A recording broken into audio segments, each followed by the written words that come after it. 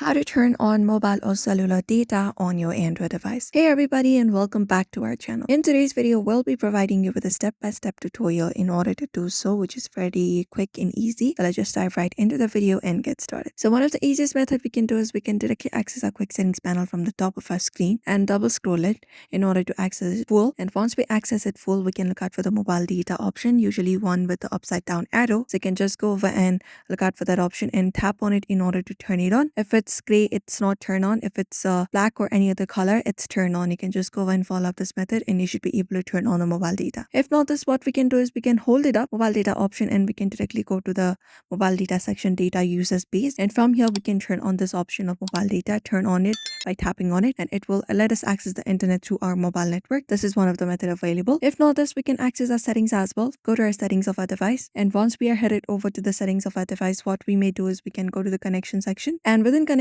we can look out for the option called mobile networks and tap on it. And within mobile networks we'll be finding an option called data roaming.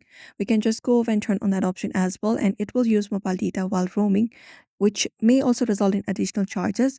Or if not this, you can go to data users here and turn on the mobile data option here, tap on mobile data and access the internet through your mobile network. And that's it.